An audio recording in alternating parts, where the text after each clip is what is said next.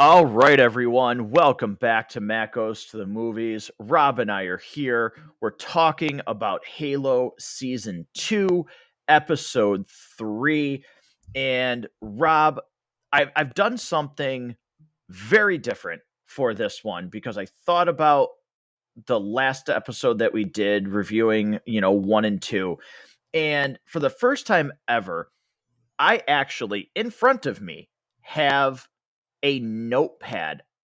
Well, I have my phone, which I open my notepad and have actual notes about this episode. And the reason, Gasp. yes, the reason why I did that is because I wanted to break down some actual segments of this show.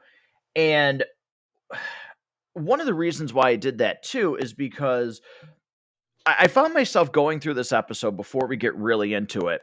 And my son Brandon was sitting here watching it with me. And he said one thing during it. And he said, "Why the hell is this show so goddamn boring?" Um, and that was all he said. Um, didn't say anything else. And it really made me go, yeah, this is why I took notes. And this is not, again, I'm going to state one of my things that I said was, I don't hate this episode, but it just feels like like the overall feels like there's not a lot that happens. It's almost like you get a meal brought to the table and the presentation is amazing, but there's nothing really of substance there when you bite into it. Now, I've got a lot of notes on some of the reasons why that is. But I'm gonna let you say a couple things first here. I don't want to just continue. It feels like we're on this slow plod towards landing on the ring world when we actually expect stuff to start happening. It is this slow build, and when I say slow, I mean like glacially slow build towards what we're kind of hoping for, because by the time they actually get to the Halo ring world, you can't imagine that they're still focused on all of this UNSC bullshit behind the scenes, right? Like, I Right. can't imagine we're still doing that to this extent. Like, we're not still worried about Soren at all or Kwan when we're on Halo. Like, it feels like that's not what that is going to be. You can't. Once you land on Halo, who gives a damn about anything else going on outside of it? That's what we want to see. And then if and when they show the flood, like at that point, like it's Mhm. the game completely changes at that point. So yeah, it feels like we're just taking our good sweet time to get to the thing that we're trying to get to, and I'm not sure what point it serves. We kind of start off with this episode making John very emotional, and he's acting, I would say, petulant at times, and that's a choice.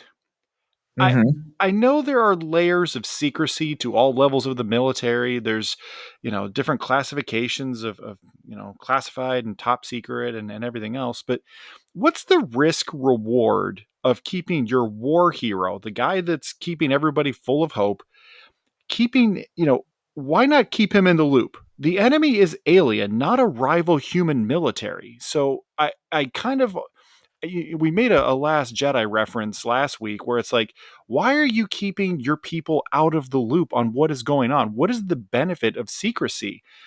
And I don't understand it. It's not like, what are they worried that he's actually a Covenant spy and is going to leak the information? Like, I just, what is I don't understand it. Yeah, I it might have something to do with the fact that they're just, I mean, maybe it's just because they're just supposed to follow orders, and when they need them to battle, they'll battle. So, you know, John showing, emotion and things like that, maybe they're worried that he'll screw up the plan because I said that I said last week with our review that I didn't really, I never understand the trope of we hide everything. Yeah. Um, I thought we got a little bit more with Ackerson this week that I liked, and those were some of the notes that I took. But one of the things I want to talk about um, first, and it was my first bullet point, was if you're starting this show And again, they do like an opening scene and then they show that intro. And my note for that was the opening to any show should engage you. Halo's introductionary video feels completely boring. Now compare that to something like The Walking Dead and when that music hits. Regardless of what The Walking Dead did in later seasons, that opening theme song still triggered an emotion. Mm, Um, you hear the music, or think about any really good score. We've talked about this with movie reviews or other TV shows that you can think of. I Game of think of Thrones, Game of Thrones. I think of the show Lucifer, that I was really into. Black Sails. I mean, Yeah, if you don't get goosebumps when the Black Sails theme comes on, I think you will not pass the "I'm not a robot" test because you're a robot. right. And I sit here and I watch the opening, the intro to Halo, and besides that opening that mostly everybody would know, and then it turns into, I don't even know what to call it. Nothing about that intro is interesting. No, Mm, to me, it doesn't bring me into the show. A good intro should bring you into the show. You should want to be the person. You should strive for that person to not hit skip intro just because right. there's something badass about it. And when Brandon, it was one of the things that I went back to when Brandon said, "Why is this show just so goddamn boring?" Your intro, it's freaking Halo. We've talked about it at length. Your intro to me is boring, is generic. You do a discredit to the actual, like, the themes and the songs that have been used in Halo, in the games, with this intro. And it continues to beg a question for me of, I would love to be in that room and say, okay, what is the thought process? What do you think A, B, and C are doing to bring in an audience, to bring in a new audience? Are the people that I think they made season one for, are they still here for season two? Are they still invested after 3 episodes? Did they even bother to come back? Um, and I should look up ratings, and yeah, I should do some more research. And for episode 4, I will. But what is this show doing? Are you capturing the audience that you thought you would? Are you capturing the audience that you should have? Because there are parts in this where I go, okay, anybody who might have tuned into this just to see what it was, the casual person that has Paramount Plus, are they still here and why? What happens that's actually emotionally gripping to keep somebody who isn't like, "Oh, I'm a Halo fan," or, "Oh, well, of course I know what Halo is." What is happening in these episodes and in this season that gets the casual viewer to say, "Yes, I'm gonna watch"? You kind of blew my mind a little bit when you were talking about the opening because when we were watching this most recent one, my son actually did hit skip intro and I said nothing about it. Now, if he and I would have been watching the X-Men animated series or Mandalorian, and if you hit skip intro in my house, you're you have to find a new home. You can't live here. You're just if you skip intro on those, I'm sorry, I disown you. Yeah. You're clearly not of my DNA. Um and yeah, I didn't even think about it. And he just did it and it didn't even register to me that was wrong because I didn't care. And it's crazy because if you think about the music for Halo, it is beyond iconic in video game history. So yeah, I kind of feel like you're really onto something with that. Yeah, it's just it's I think I took a different approach to this episode. Um because I wasn't really happy with my portion of the review for episodes 1 and 2. I don't think I did a good enough job with actually trying to break it down and think about it because I was just like, "Oh god, it's just the same vibes." And I'm trying to I was trying to think of better ways to explain my thoughts on this. And some of the other things that I wrote down is you go from that opening intro, but the opening shot is, again, this show does have great set pieces. There's some great cinematography here. But then it is immediately, it's for every one step forward I felt, and especially in this episode, every one step forward, you take two steps back. And you have a really good opening shot where they're walking through the forest. They get in, and there's some tension there of, ooh, this place is empty. What's going Yeah. on? What are they going to find? And then there's a little bit of a tense, there's that tense standoff with the team.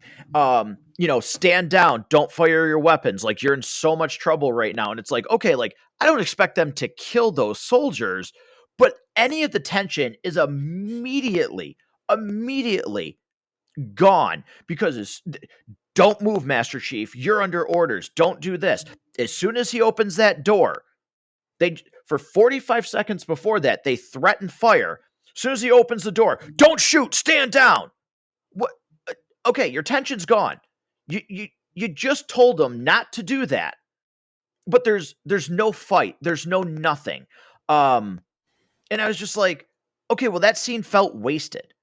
You could have very easily not gone through any of that, and if they just went there, nobody's there, and they come back and they skip to the scene where Keyes is yelling at Master Chief. What's different? What did you Nothing. lose from the what did you lose? Here's the other question. If you just tell Master Chief Cobalt team was killed in action on a mission that was vital to the success of the UNSC and the safety and continued existence of humanity, he just goes to bed. Mm-hmm. Like, he doesn't question anything. Why? What is the benefit of continuing to lie about it? And there's another big lie coming in a little bit later that we'll get into, and I have some thoughts on that. I'm gonna need my soapbox here, because I've got some material on this. Um, I just don't understand the continued benefit of lying and keeping them in the dark, or not even just lying, but like telling a bad lie. Like, Mm-hmm. why not tell a more plausible lie than what you've given him? It's They clearly have the ability to deceive, and they have the ability to manufacture things and lie. yeah, Make a good lie. it's the equivalent of you catching your kid with a crayon in their hand and writing all over the wall, and they're like, "I didn't do it." Yeah. Like it okay, like why are you lying to me? Like Yeah. it's going to clean up, and I can just tell you, like, don't do that again. But why are you lying to me? I Yeah. clearly know that I clearly know that something is not right here. So why lie It's to me?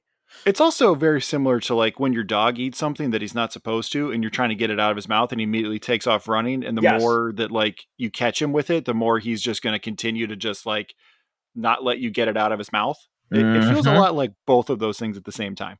Yeah. And you know,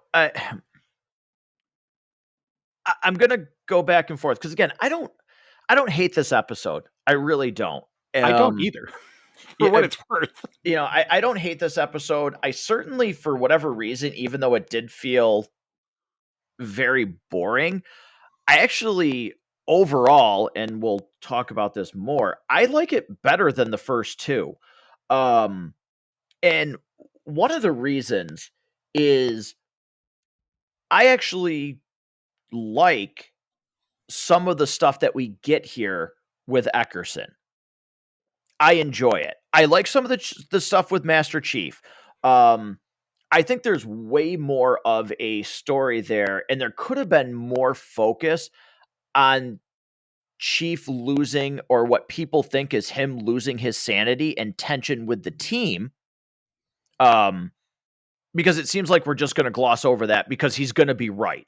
It seems like by episode 4, it's going to be like, oh shit, Master Chief was right. We're with you, buddy. Let's go kill some Covenant.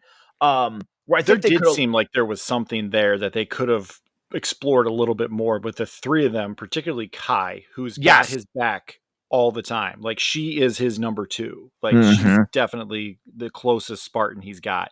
It felt like that could have been something, and then when we get to the end of the episode, like all that seems like kind of wasted.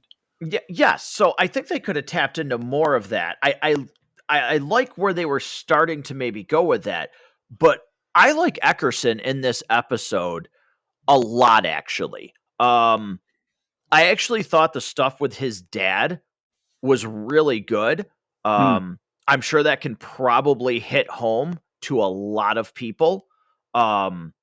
That you've either dealt with that yourself or know someone, you had a friend who dealt with some of the things that he was dealing with.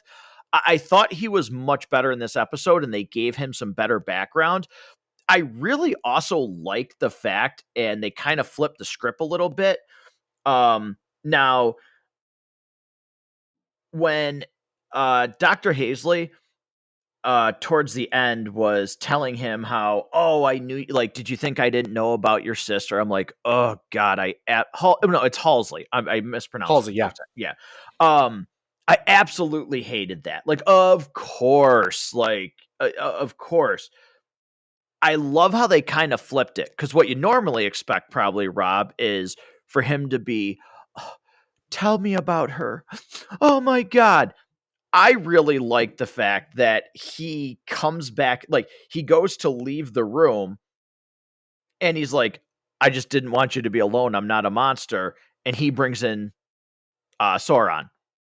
I, I like that because I felt like that was a little bit more going against the grain, where normally that person would break down and somehow that's how she gets out of there because, oh, you said the magic keyword to, open up the lock. I like that he seemed like, all right, you want to mess with me and try and, give me some emotional terrorism.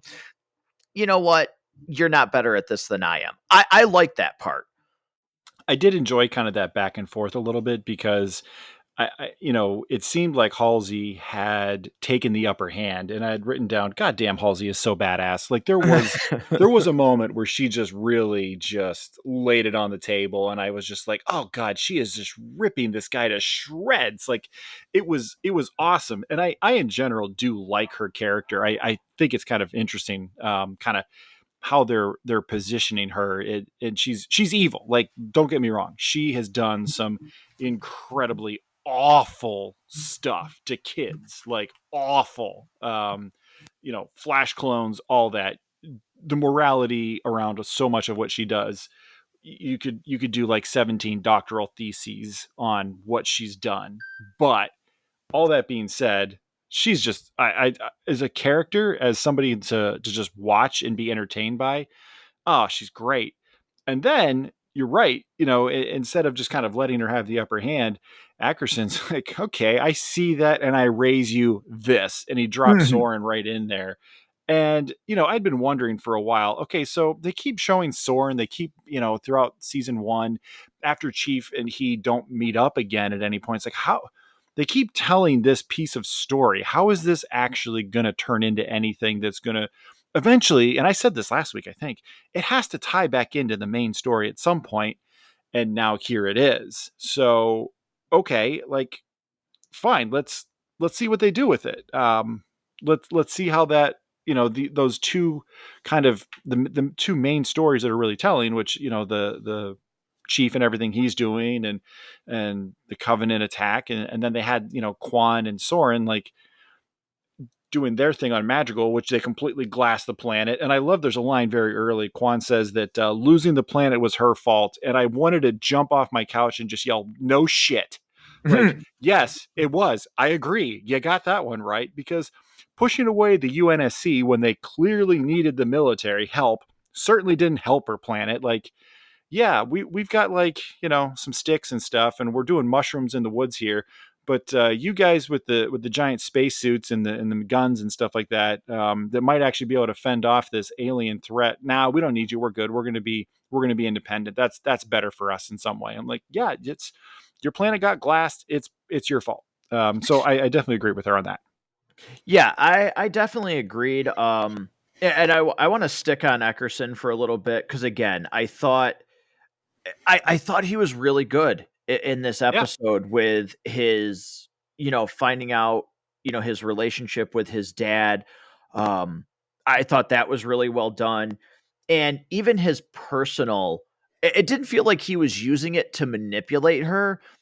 It felt like when he said, I'm just going to like, I'm going to say this. And I have it here. So, sometimes people don't get better and holding on can do more damage. I like that because it didn't feel like, again, some of the things that are typical in shows or in movies, it didn't feel like he was saying a line to manipulate. It just Mhm. felt like he was actually having a real moment there for a second to somebody that is close to Master Chief, who, like you said, is number 2, usually sticks by his side. Um, it felt real. It didn't feel like a manipulation tactic, and I liked him in this episode a lot, um, because I wasn't really a fan, but I thought they did a really good job of kind of humanizing him and in a little bit of a way, um, giving him a little bit more of a reason why there are some secrets. I don't totally agree with it, but I did get a little bit of a especially when he was talking to Commander Keyes, I kind of got a little bit of a Thanos vibe of, when he was talking to Doctor Strange, he's like, "Well, with all 6 stones, I could snap my fingers and everybody would be gone." Um, so what I'm doing is actually mercy because I could just get rid of everybody. His portrayal of, yeah, these are hard decisions, but if we stand here and fight, we absolutely lose overall. And we're going to lose, but we have to take losses in order to maybe consider finding a way to win. All right. So But this is here we where, go. yep, I here can we tell. go. I've got my soapbox. I'm firmly standing on it, which I'm already pretty tall to begin with. So yeah, I now I'm like 8'37". Um, he has the line, when Keyes realizes that yes, the Covenant are there, Reach is functionally lost at that point. They just don't know it yet. It just hasn't happened yet. And they're talking about, why not evacuate or whatever, and they're talking about the chaos and the panic if you evacuate, which, as opposed to literally everyone dying, explain this to me like I'm 5. The best way to save the most people is to let them all die. What am I missing?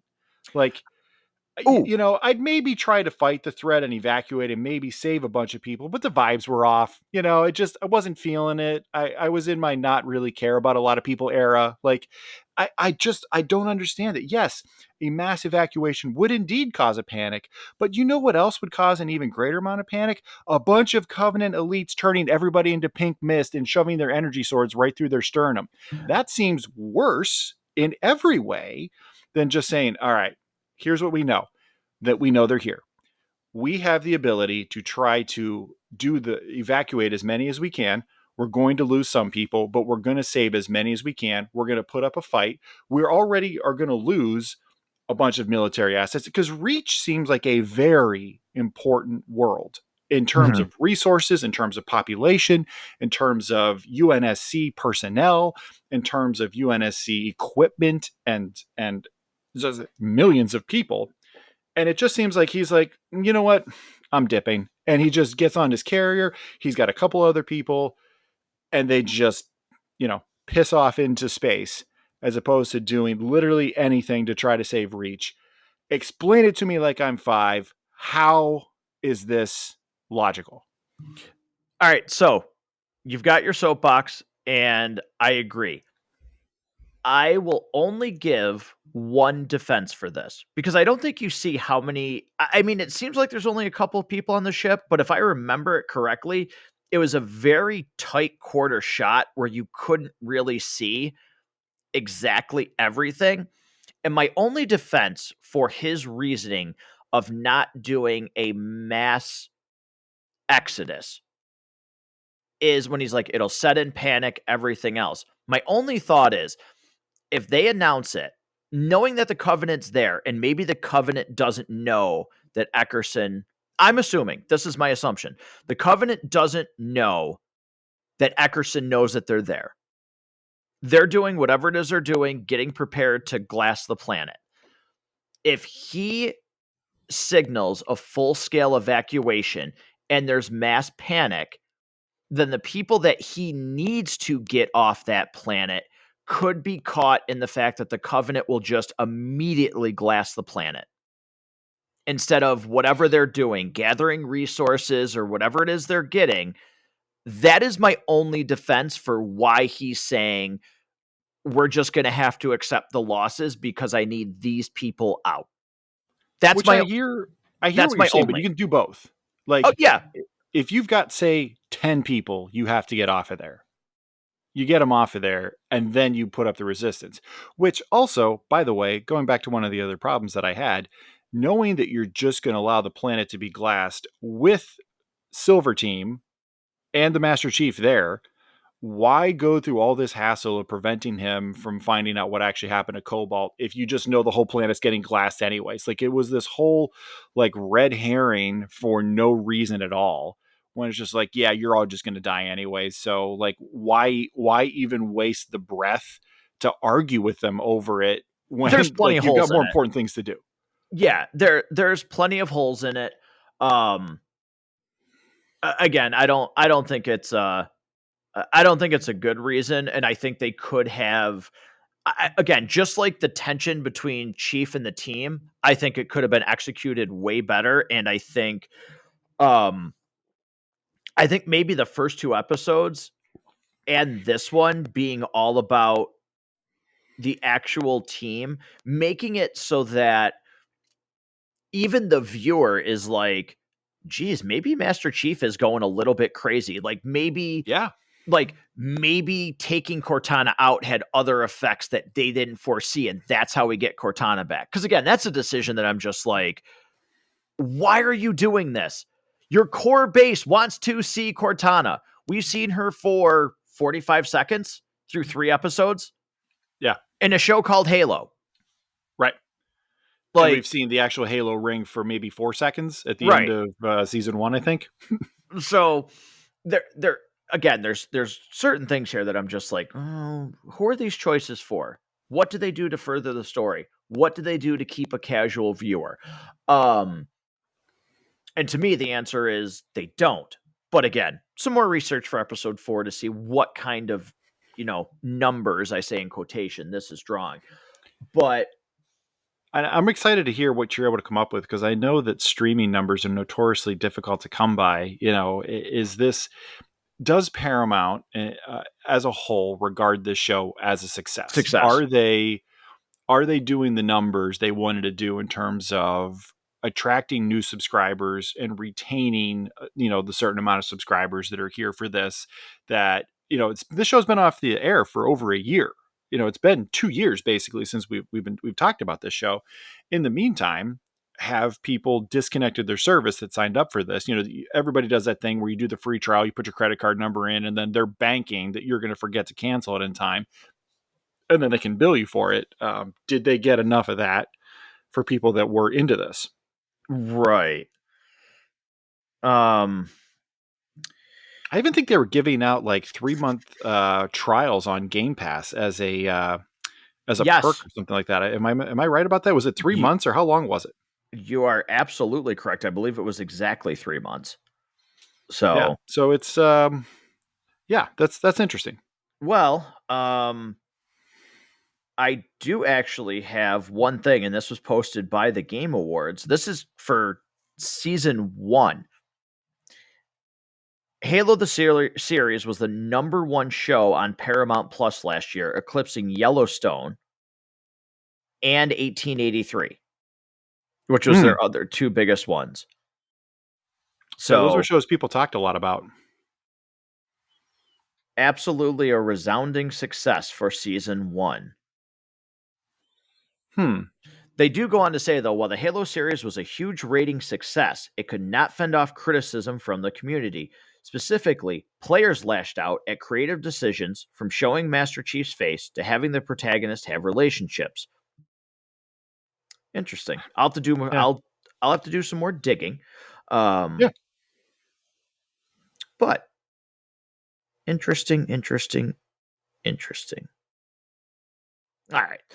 So, um, let's talk a little bit about Kwan here, because to me, she was easily the worst part of season one in a season that had a lot of things to complain about. And they have managed to go, at least for me, through 3 episodes, from going, oh my God, she's annoying, to, yeah, I just really don't care. She's not annoying, but they, whatever they have done, whether or not this was the plan all along, or if they've made some adjustments because of the feedback, I don't care. It, the parts with her in this episode were so boring, and she is, and I hate to do this, but this character, I'm not saying it's the actress. I don't know what else she is in. I have not watched a single thing.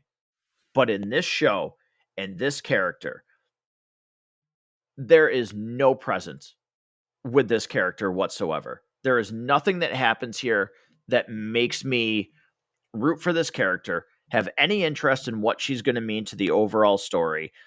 And it doesn't help that, and again, I know it's a kid, but my God, when they're trying to get out of there and they are trying to get to that ship, and now, this is when that kid's going to be like, well, where are we going? Where is my dad? Are we scared? Well, are we nervous? Are we scared now? Well, what's happening? Like, Are we there yet? yes, like, of all times, you guys didn't say anything. You didn't say, look, we need to get out of here or anything. You wait until you're in, like, all of a sudden he's going to start asking these questions.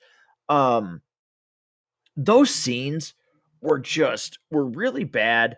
I thought, and they're so uninteresting that I couldn't even be bothered to pay attention to the cast names of the other characters, the ship that was, looking for them. Like the girl with the black hair with her belly showing, I was like, oh my God, you are the typical supposed to be badass woman, and you're not. Um, you're uninteresting. You're literally a trope right now. Um, Yeah, there's no depth to any of those pirates at all whatsoever. Like that whole section of this was boring. Um, Soren's wife Laera, you kind of, like, as a parent, I could identify with her trying to make sure that her son stayed safe no matter what, trying to, save her spouse. Like I kind of understood some of that. I identified a little bit with some of that, but overall this whole bit was kind of boring. To me, it was very skippable. I didn't like most of it. It didn't engage me, I guess is how I would really say it. mhm. Up until Kwan Ha goes all Patrick Bateman, and then I was in. And then I was like, okay, like I think I'm a little interested now. Yeah, it still didn't give me enough, just for the simple fact that I just really, really thought, I still really think she is The worst part of the show. the worst part of the show. The absolute worst part of the show. It's the least Again, interesting character, the least interesting plot. It doesn't feel like it ties into anything. Think about how much time in season one was mhm. spent about Madrigal and all of the mystical crap that was on Madrigal and her family's birthright to rule Madrigal and all this other stuff. Think about all the stuff that happened there, and they just glassed it in a throwaway line in episode one. Like they wasted so like it makes it almost unrewatchable when you think about like how much time was spent on that, and now it's like completely moot. Like it doesn't even matter anymore, and it meant nothing. Right, exactly. And I just, I don't know. It is so uninteresting. It is so, yeah. Like if they never showed any of that stuff again, like if that character just disappeared, wasn't in episode 4, wasn't in the rest of this, like on one hand you'd kind of go, hey, what are they doing with that? But would it really upset you? Like you would kind of go, well, that's curious. But you wouldn't be like, and now I'm mad, I'm gonna write a sternly worded tweet about it. Like no, you're not gonna do Mhm. that. You're just be like, oh, okay, that's a choice. All right, Yeah. but you're not going to be upset about it. No, not at all. And I just, who knows? Maybe they can. Maybe they can turn it around, but I don't think I'm ever going to be Team Kwan. I just can't see No, it happening. no, Um I'm a little interested. You know, if she's got the capability to slice and dice a bit, maybe I'm a little interested. Maybe, you know, maybe Kwan and Laera, you know, tear a hole in the galaxy, and somehow, or the way that Soren gets sprung and Halsey gets sprung, and it's because of them that Halsey gets to go back to, you know, full on space Cruella Deville. You know, if that's how it happens, like, all right, maybe that could work.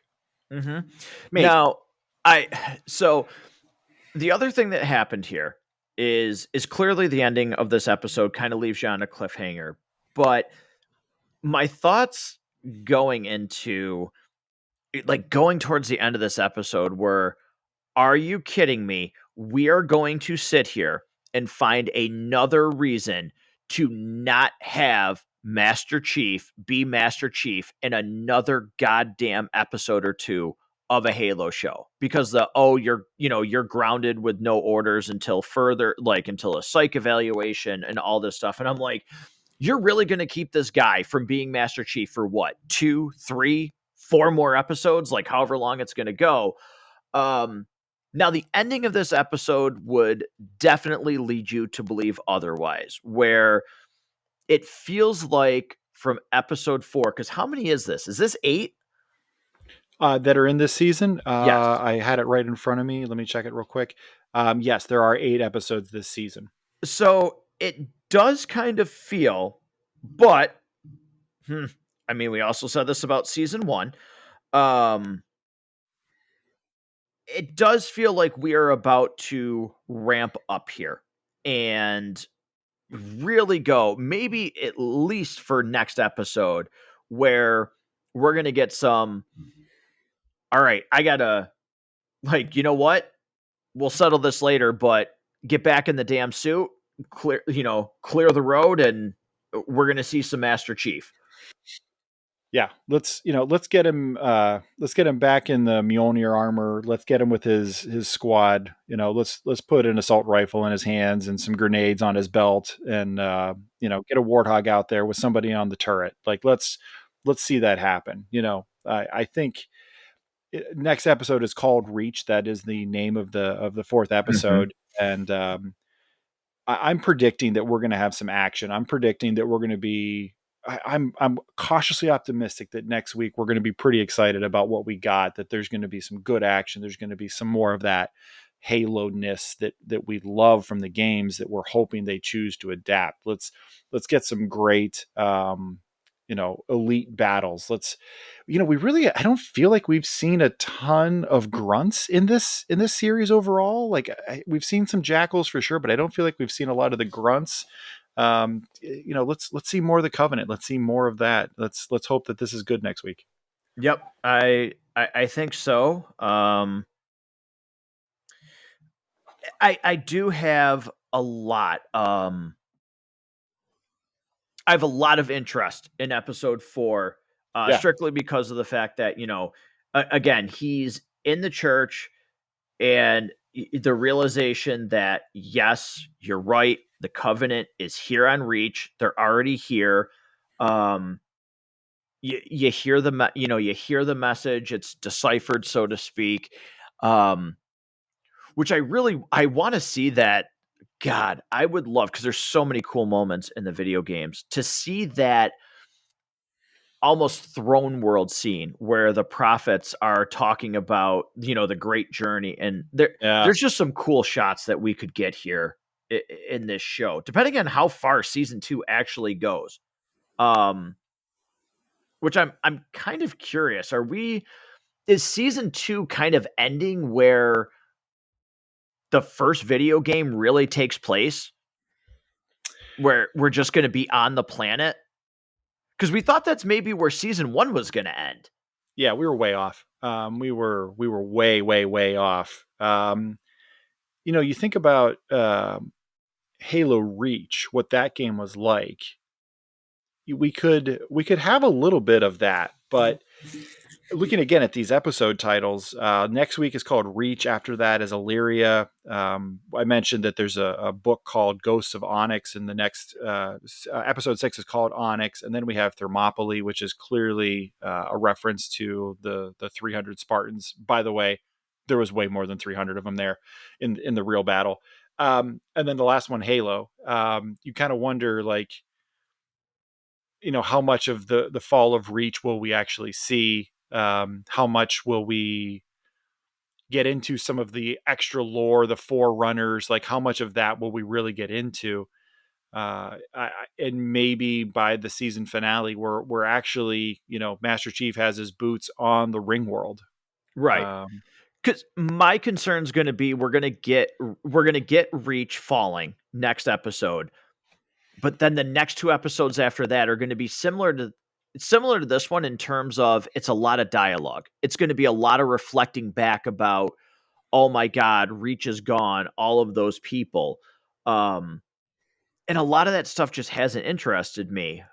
My hope for the last episode is it's not just he steps foot on the Halo ring at the end of the episode, like for real, like, oh my God, season 3 is. My hope is that the beginning of it is they found out that this is what they're searching. The Covenant is looking to go to the to go to the ring. This is, the Halo ring is what they're after, what it means, what it represents. And the episode is on Halo. yeah, We'll see. But I do think that we're in for a little bit more of Master Chief in episode 4. I hope so. And I hope that one of the other things we get is a reason for him to fight. I'll explain what I mean. So far, his other Spartan team, it seems like he's loyal to them. It seems as though he has some loyalty to Captain Keyes, although he really gets dressed down quite a bit when he's trying to reason with him and explain things. I think he knows he's been lied to by Keyes. Obviously, Keyes was involved with Halsey. I wouldn't say kidnapping him, but yeah, kind of kidnapping him because they replace him with a Flash clone. So I think he's pretty much aware of that. So he knows Keyes isn't a good dude. Halsey is clearly not a good person, although I think there's still some loyalties there. Ackerson is clearly manipulating him and everybody else, and he's going to know that he already knows Ackerson lied. It's going to be blatantly obvious. So at this point, what does John 117 have to fight for? Why is he going to risk his life? Like, who is he protecting? Like, what is his motivation to fight right now? What is his motivation to continue to be the crazy good Spartan warrior that's going to be the savior of humanity? It feels like every single person who's a part of the UNSC or part of his life, with the exception of his other Spartan team, is like lying to him, manipulating him, stabbing him in the back, telling him he's crazy. All out, he's not having a good time right now. I kind of want to see in the next episode something for him to fight for. Right. And you know, uh, you bring up a good point, and I think they kind of painted themselves into you talking about that. I think they painted themselves into a corner with that, the way that they've shown Master Chief in this show from season 1 until now. Because before it was cool that he was just like in the games, it's just he's the guy, but showing more of this human side to him and having him, have these emotions and everything like that. I think you're absolutely right. You kind of need to see a reason why he's going to fight. Like, what is it to get back with the team, so to speak? And again, I think there was a lot more there that they could have done to make this a little bit more invested. But I think you have a really good point there. Yeah, hopefully we see something, because even like Perez, he shows up to try to get some more info out of her, and she's lied, Mhm. and now that's making his life even harder because people think he's nuts. Yep. Right. Exactly. So, um, it could lead to something very good. It could backfire. So, some of these choices, but, um, you know, there's a lot of questions for what we're going to see over episode 4 through 8. Um, and how quickly does a season three? I cannot imagine any world where we get a shock announcement that, well, season three is kind of up in limbo. Not sure if Paramount's going to do it. That would be very shocking to me that would happen. Yeah, So, we haven't heard anything confirming or denying the existence of season three or the possibility of season three. But stranger things have happened. I mean, Batgirl was completely shot and ready to be published, right. basically, and they burned the film and just said nope. But they released Madam Web. But, And the so Flash. yeah. And I mean, Madam Web's released because they have to release it so they can hold on to the Spider-Man rights and, whatever. But um yeah. So Rob, do you have any other show notes that you had, or do you want to get to our ratings break? Let's go ahead and grab some popcorn. All right. So popcorn time here for our ratings is gonna, you know, be kind of in line with my last ones. I can't give this, even though I liked it more, and I did. I liked this episode more than I did episode 1 and 2. I think it gave me a little bit more to grip onto, um, even if it was just kind of a little bit overall boring. I feel like I still had more things. I was like, okay, yeah, yeah, I like what they did here. I got a little bit more of the character motivation. Some of it made sense, even if overall it wasn't perfect for sure. Um, but I would give this 3 buckets, which is higher than I rated episode 1 and 2. Again, it's not a ton. It's not a lot. It's a half bucket more, but I do feel that episode 3 showed some improvement from episode 1 and 2. So I give this 3 buckets. I'm going to go 2.5 because of that major issue I have, not understanding where Ackerson's decision making is coming from. I don't understand the benefit of this. I feel as though as the season goes on, there's a possibility it could start to make sense. But as of right now, I don't want to have to read expanded lore for things to make sense. I want them to just make sense in their own moment. So this being a little bit different, perhaps they do justify it down the road. It feels hard for me for them to be able to do it. But there were some things that did work here. There's some things that, again, I'm excited about next week. So it's not terrible. I'm excited to see what happens. I hope we get some good stuff, but I can't go more than 2.5 just because I'm just not understanding how the logic makes sense. Yeah, no. I totally do get your point. Um I am excited too, and that's not a word I've used a lot with this show, but I am excited for episode 4. And I think there were some crumbs here that actually make me excited for the rest of the season. So I think that is I think that is a good sign. Hopefully it doesn't go against me, but I think they've done better. And I think through 3 episodes for season 2, um, I think the first 3 episodes of season 2 are better than the first 3 episodes of season 1. I do Yeah. feel that they've done a better job. Um, Now, is it still? It's not the show that I wanted. Um, but so far, comparing season 1, 3 episodes, to season 2 is better. Yeah. I'll come with you on that. So that will do it for this one. But for listeners, we'll be back next week with episode 4. But Rob, we are getting back to another series, and I guess my question is, because we didn't actually confirm this with each other, we're going to be doing another review tomorrow. Are we doing the Scorpion King, or are we doing the Mummy 3 tomorrow? I think let's do Scorpion King. Let's keep it sequential in the order it was released, Okay. and we're gonna finish off the Mummy series. We were in it. We were excited about it. We had to put it on hiatus for a variety of different reasons, and I think it's time we get back to it. Let's get it finished off.